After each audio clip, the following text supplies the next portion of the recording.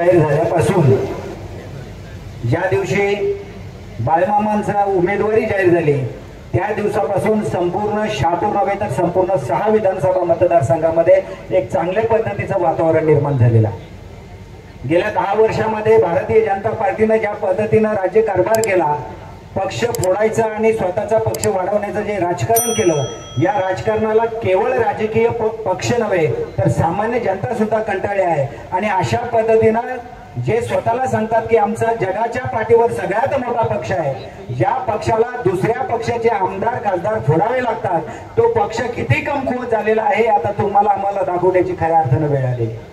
आणि म्हणून त्यांची जागा काय आहे हे दाखवण्यासाठी आपण आपल्याला कुठल्याही परिस्थितीमध्ये येणाऱ्या 20 तारखेला बाळमामा यांना कुठल्याही परिस्थितीमध्ये निवडून द्यायचं आहे। आणि म्हणून या 10 वर्षामध्ये खरं म्हणजे 5 वर्षामध्ये आमच्या भिवंडी लोकसभा मतदारसंघाला खासदार मिळाले, परंतु त्याच्यानंतर राज्य केंद्रीय मंत्री मिळाले, परंतु या भिवंडी लोकसभा मतदारसंघाचा कुठल्याही परिस्थितीमध्ये विकास झालेला आपल्याला पाहायला मिळत नाही। एवढंच नव्हे, कदाचित आम्ही 32,000 कोटीचा आम्ही निधी आणला अशा पद्धतीने सांगतात, या 32,000 कोटीचा हिशोब लावण्याचा सोडून द्या।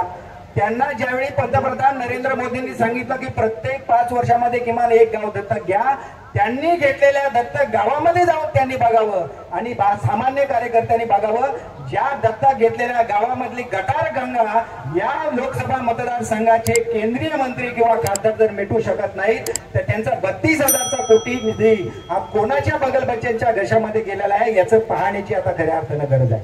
आणि म्हणून आपला विजय हा निश्चित आहे, कारण गेल्या 10 वर्षामध्ये या भिवंडी लोकसभा मतदारसंघाचा विकास होऊ शकला नाही।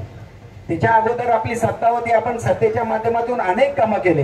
आज ज्या ज्या ठिकाणी त्यांनी भूमिपूजन किंवा उद्घाटन करण्याचं काम केलेलं आहे, या सगळ्या ज्या काही मोठ्या योजना आहेत, मग त्या केंद्रीय योजना असतील, त्याचा मुहूर्तमेढ किंवा पाया रचण्याचं काम हे आपल्या सरकारनं केलं होतं। फक्त भूमिपूजन आणि उद्घाटन करण्याचं काम या कपिल पाटील खासदारांनी केलेलं आहे।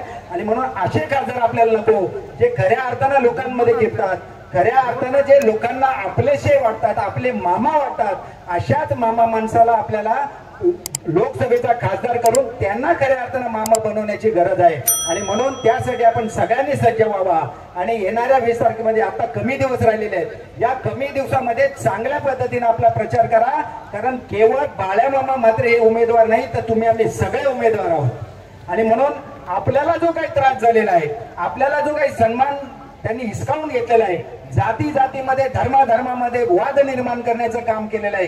काल परवापर्यंत सगळ्या ठिकाणी आम्ही एकत्र होतो, परंतु आता जाती जाती आणि धर्माधर्मामध्ये वाद निर्माण करणाऱ्या माणसांना या देशात, या राज्यात आणि या भिवंडी लोकसभा मतदारसंघामध्ये आपल्याला थारा द्यायचा नाही, याची खुणगाठ मनाशी बांधा।